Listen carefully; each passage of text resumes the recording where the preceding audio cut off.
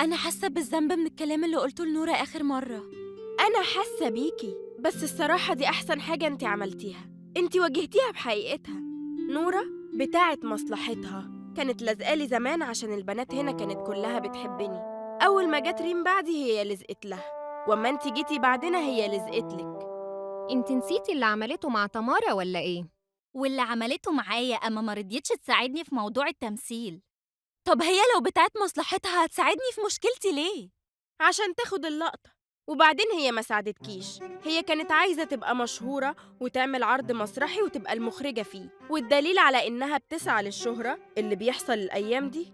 زي بالظبط ما ساعدتني في موضوع فريق الكورة، كان كل ده عشان الناس تقول نورة هي اللي أقنعت المدير، مش عشان هي قلبها علينا، والدليل إنها ما بتلعبش كورة أصلاً.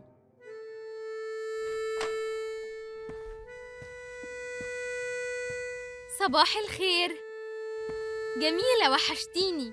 انتي زعلانة مني عشان ما كنتش بقعد معاكي، وانا اهو عايزة اقعد معاكي.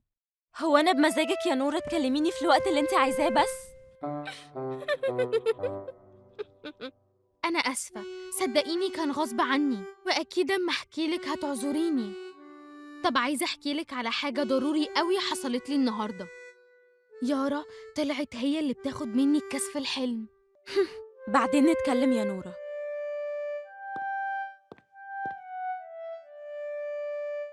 صباح الخير.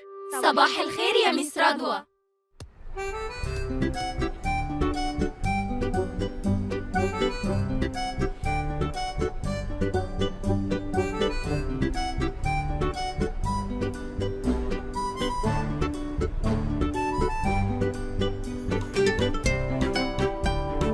أنا مش عارفة أعمل إيه عشان يصالحوني، أنا زعلانة قوي. يا ريت صحابي يحبوني زي ما الناس بتحبني.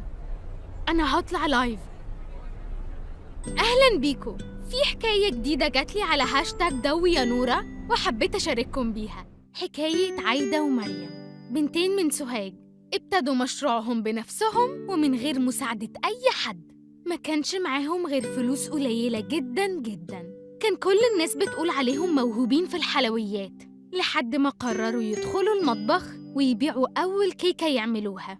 إخواتهم وصحابهم اتريقوا على قرارهم ده، لكن المفاجأة إن الكيكة اتباعت فعلاً، وعملوا غيرها تانية في تالتة في رابعة، وكل ده بموارد منزلية مش أكتر.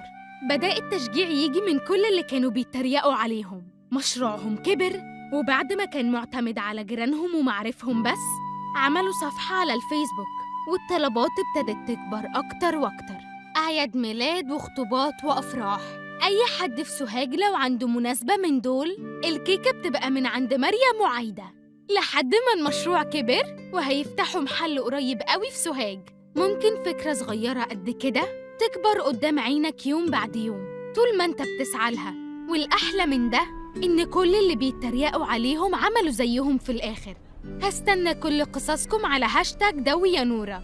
هتوحشوني لحد ما نتقابل تاني. مع السلامة.